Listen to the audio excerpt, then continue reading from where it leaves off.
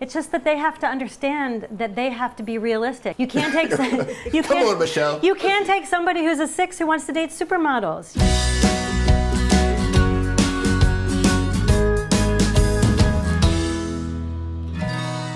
Is there such a thing as an unmatchable client? Someone who is so disastrous that they cannot be matched. Is there such a thing? Of course. Absolutely. I mean, and you have to realize when. Listen, that's bold. Listen, I got to take a drink first. Okay, drink it up. Okay. Okay. Now listen, people come to matchmaking services usually paying the fees because they want to meet someone exceptional. They really have a high expectation. It's not, and what's interesting is, okay, I had a guy, for instance, a few years ago. He had a, rather large, rotund midsection, right? A 20-pack, we like to call it. That was a euphemism for a beer belly. And he says, listen, Marla, I only want to date women with flat washboard abs like Madonna. And I was like, well, why would she want to date you? She cares about her. So one thing that can make you unmatchable is if you are not taking care of yourself and you're expecting some spectacular, you want Brad Pitt, but you're not respecting yourself in the way that you're taking care of yourself and that you're healthy. Women will sometimes get upset with me when I stress the fact that men are visual, because sometimes a woman will say, well, I don't want to go out with a man who just cares about how I look, or if they don't like how I look and they won't meet me.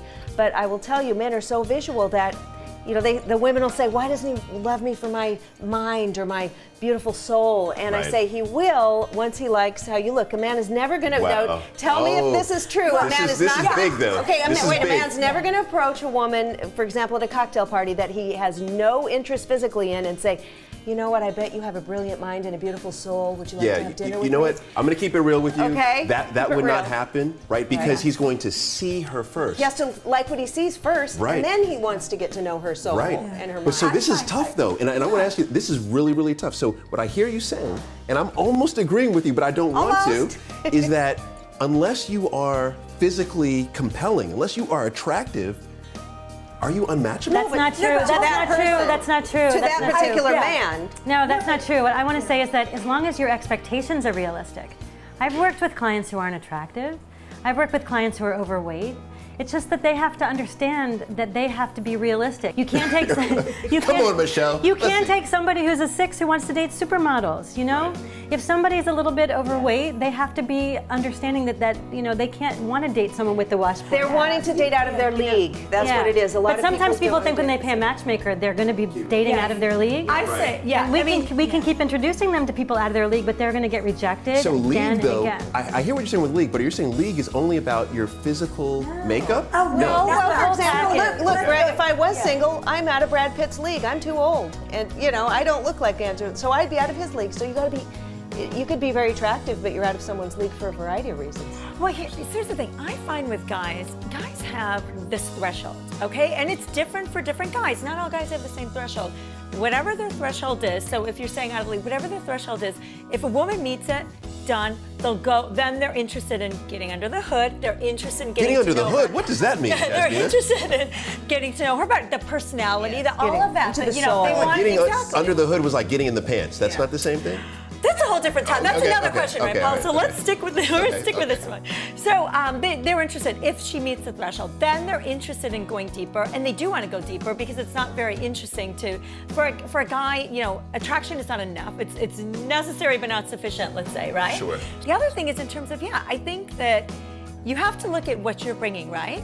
So in terms of the washboard abs, I think a lot of times I have an idea of, I want this, this, this, this. You have to turn it around and, okay, is the guy who has this, is he looking for, or she, is that person looking for what you have to offer? Sure. And if not, it doesn't need to stop there, right? You have a decision to make. That's a choice point.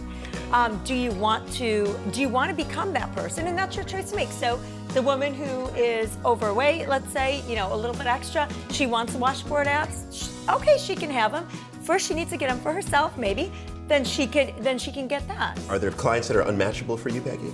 I think that for me, it's less about an unmatchable client than it is about whether or not I think I might be a good fit for them, and whether or not they, after spending time together, think that they're going to be a good fit for me. If somebody comes in and he's already talking about wanting Madonna's abs and she's got a whole list like that, I am probably fairly quickly in the conversation going to say, I'm not quite sure that this is going to be a good match between you and me.